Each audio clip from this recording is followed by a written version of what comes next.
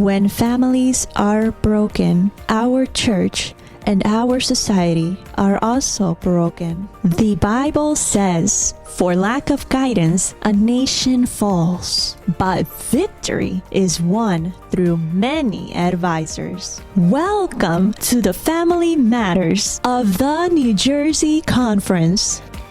Hello, family. I am Pastor Jean-Michel Etienne, the Assistant Director of the Family Ministry in the New Jersey Conference. Today, I'm very happy to present to you the third episode of Family Matters. It is a quarterly family program sponsored by the New Jersey Conference.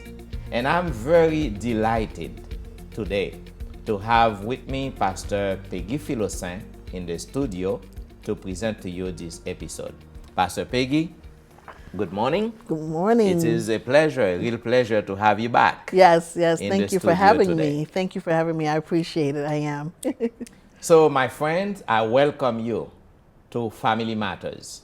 Today, we're going to talk about an important topic, domestic violence.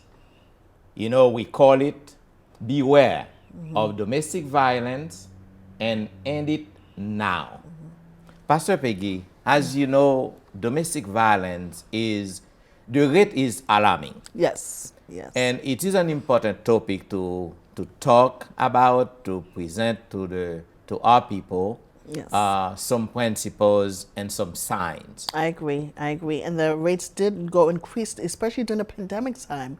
During the pandemics, we saw the rate increase for domestic violence here locally in New Jersey, as well as other states throughout the United States. The rate for domestic violence has increased, but not everyone understands what domestic violence is or the signs or can recognize the signs of domestic violence. That's correct. And there is another name. We can call it domestic violence or domestic abuse. I agree. And that's much better because violence always seems like it's physical, but abuse has a softer tone that means that it encompasses much more than just physical abuse. Yeah. Yes, and it's very important to let people know what domestic violence is about. Yes. You know, it is when one or both partners trying to control the other, when there is a war between the spouses.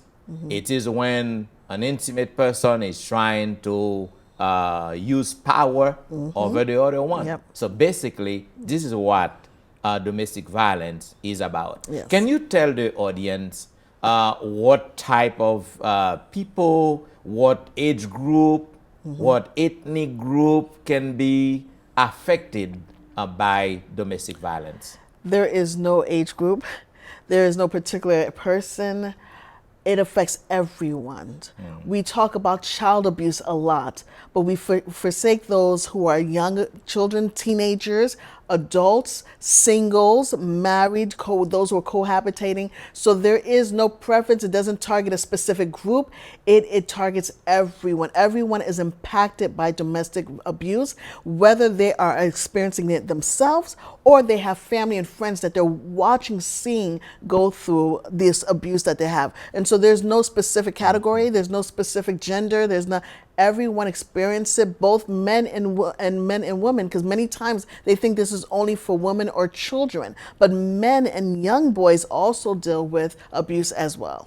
And sadly, Pastor Peggy, we think that in the religious community, in the church, we think that we are safe there. Yes. But unfortunately, in the churches, there are a lot of cases of domestic violence. Yes. You know, I think it is important to let the public know about the rate, the statistic on domestic violence. You know, as I said before, it's very alarming. According to the National Bureau of Statistics in the U.S., on domestic violence, the rate is very high. We have an average of nearly 20 people per minute. Yes. 20 people per minute, you know, are victims of domestic violence.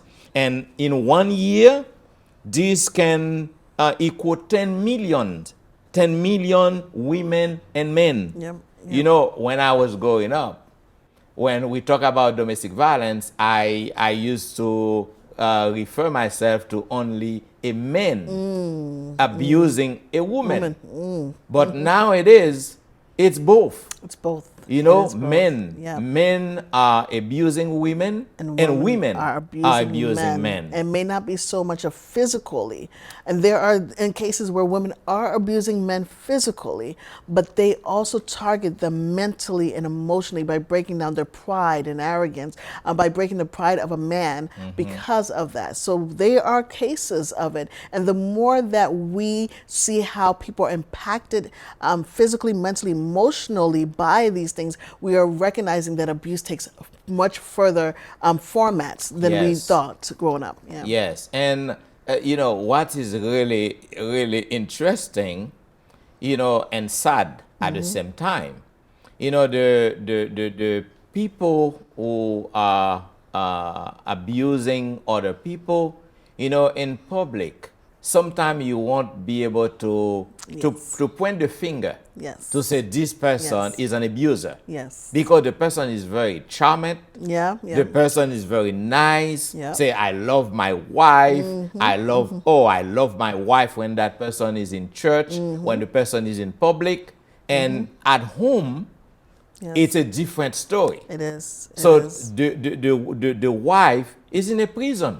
Yes. Yeah. The husband maybe also is in a prison. Yep. But in public, so the person pretend Yes. like he's a good lover. Yes, especially it's much more difficult when these people have certain political power or in certain positions, in church positions, and so people look up to them, and they bring in that personification of that they are this wonderful person that they are, but at home they're two different people. Yes, Yeah. that's why it is very important to open the eyes of, Yes. of the women, of the men who are victims of domestic violence. That's Because even in churches, some leaders, they are abusing Yes. the spouses. Yeah. And they think it's okay. They think Yeah, it's they think it's allowable okay. because they use scripture to base it on how to There we take go, charge yes. over their woman Yes, and they take have the a head of scripture for everything. Yes, they You do. know? They do. So, Pastor Tim, what are the signs can we see for so that people can pay attention to, even how they talk to their kids or however? But what signs that members or family and friends can take notice that may be subtle, but are actually real signs that we can notice to bring awareness or to address or seek to try to help a person that's going through it? Yes, certainly. There are signs. You know, sometimes people believe that everything is okay, but everything is not okay because you are having the signs. But sometimes people disregard Yes. the sign. They don't pay attention. The first sign we can give, Pastor Peggy, to the public, when you have a spouse and is he or she trying to embarrass you in public. When the spouse is trying to put you down, to see you as an object, to see you, I used to say, as a piece of trash. So the person, that's a sign. This is not, probably not a physical abuse, but it's an emotional abuse. Emotional, yeah. Okay. Other sign we can give when you have a spouse and is not appreciate, it does not appreciate your achievement. It doesn't appreciate your accomplishment. So that's another sign that the person is putting you down or seeing you low. Okay? Okay. We can give another sign when the spouse is trying to intimidate, when he or she wants to have something or to do something, and then the person is trying to intimidate you just to do what he or she wants to do. Okay? We have many signs. When, for example, a spouse tell the partner, you are nothing without me. You are nothing without me, or you cannot do anything without me. That's a sign that the person is trying to control you, or the person is going to use power over you. You know, when the person blames you for how he or she feels. Okay, so the person is responsible, for example, responsible for his action, and instead of be aware of his fault, so he's trying to blame the partner or the spouse, trying to blame the person to make him or he make him feel good. Gotcha. Okay, that's another sign. And there is another sign.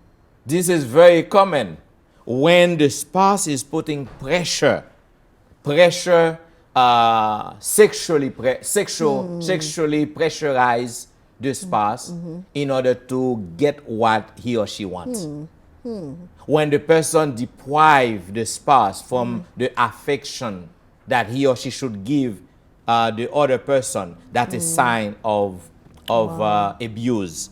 And I can give you another one. When the person refuses to allow you to do what you like, what you want. So the person is trying to take power to control you.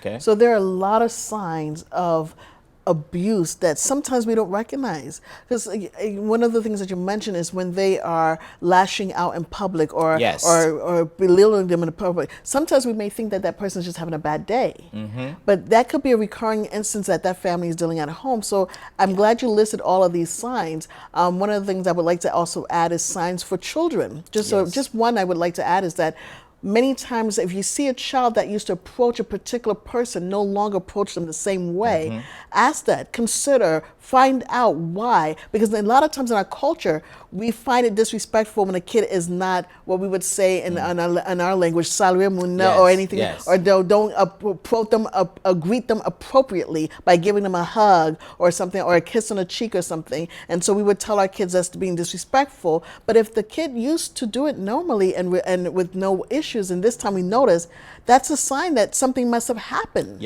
with that child, between that child and that person, that we need to actually, instead of pushing them to go greet the person, but actually notice that little sign that there's a hesitation to go figure out what happened, inquire with the child. Did something happen that they were not aware of, that as an adult or parent that we're not aware of? So those are the sort of times for signs for children that we need to look into. Yes. You know, Pastor Peggy, physical signs of physical abuse, we can say physical signs are obvious. When the person kicks the other one, pushes the other one, that's obvious. Can you tell the audience can you give the audience instead some signs of emotional abuse? One of the biggest signs for emotional abuse is pulling away. Yes. When a person that used to be so involved, excited, and notice now all of a sudden when they come in with their spouse, they're more quiet, they're timid, they're hesitant to speak in the presence of that person.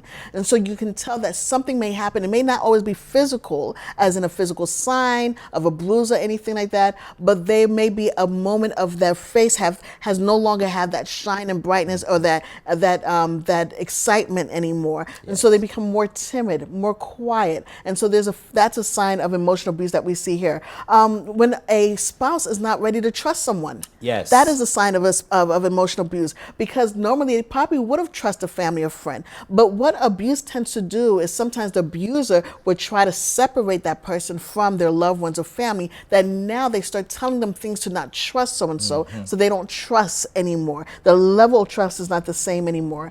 So the isolation of family, friends, like I mentioned, they will now move to a whole different area sometimes. They won't answer calls. You're trying to figure out where they are. They try to not come to events, family events, church events, or community events anymore. These are people that were active. So something must have happened. So those are a form of emotional abuse. Another thing is not wanting to go to work. Yes. You know, sometimes we may see it as a depression, which can take a form of depression, but there's some abuse that may have triggered them not wanting to go to work, probably because they don't want to share or talk, or people may see signs that was not existing before, and so they don't want to go to work anymore. Control of finances. When their Yes. finances are being controlled, where they had the liberty to do whatever they wanted to do, that has now been taken away, and so that's a form of emotional abuse because their independence, the way they were self-sufficient has now been taken away from them. So those are various signs of emotional abuse that we can see that are small signs that we may consider that are nothing big things, but they're subtle signs that can show the beginning phase of emotional abuse or an emotional abuse that has been going on, that we can start inquiring, asking questions, see how we can support a person that used to be a specific way but no longer the same way anymore. Yes, and there is, I can add another sign of emotional abuse. It is when the spouse calls name. You calls name, you tell the person, or you search and search, you this, you that, and you put the person down. Yes. So even the person does not do anything to defend him or herself, but emotionally the person is getting depressive. Especially when you say they're not worth it, they're not good enough, or even a woman who says that to their spouse, saying that you're just like so and so, you're worthless, you cannot provide for the family, you're always. That brings that person. That is a form of abuse that they're doing to that person. Yes, indeed. You had mentioned the financial abuse. You know, this is a big one.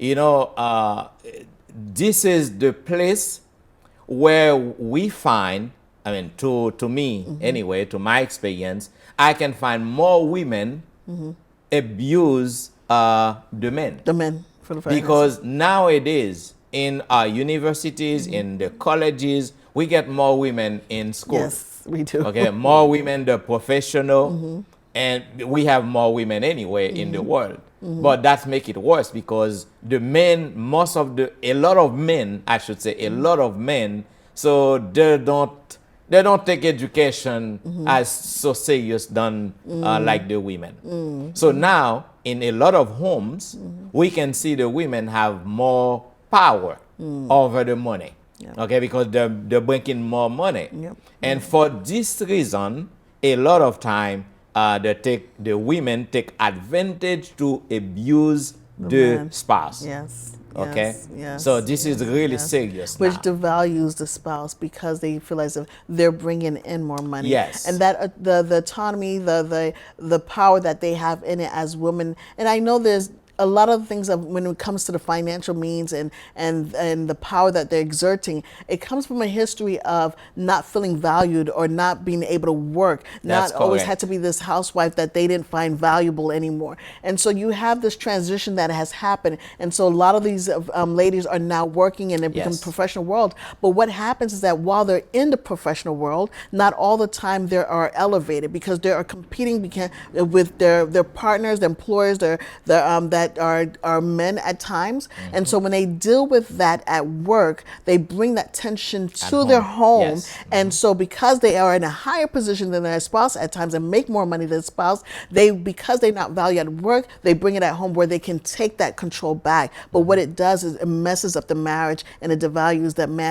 man of the household in a sense. So this causes an abuse, a cycle that goes on, which can lead to separation and divorce. Yes, indeed.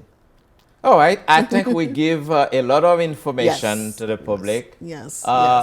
We thank you, my friends, for watching this episode with Family Matters on domestic violence. We believe that we bring to you a lot of information. And the best advice I would like to give you, if you see those signs in your marital relationship, in the parental relationship, in any type of relationship, you are facing these signs, do not take them lightly, because you are having problem in the relationship, and this is a type of domestic violence, of domestic abuse. So when you see those signs, you have to seek for advice from professional. Okay, so we thank you for watching Family Matters. And if you would like to have more information on this topic or any family topic that we present to you, do not hesitate to visit our website, newjerseyconference.org, or you can follow us on YouTube, on Facebook, New Jersey Conference YouTube page, New Jersey Conference Facebook page. And also we have some material on the website, some newsletters, monthly newsletters on family. So once again, we thank you for watching Family Matters, a quarterly program sponsored by the New Jersey Conference. See you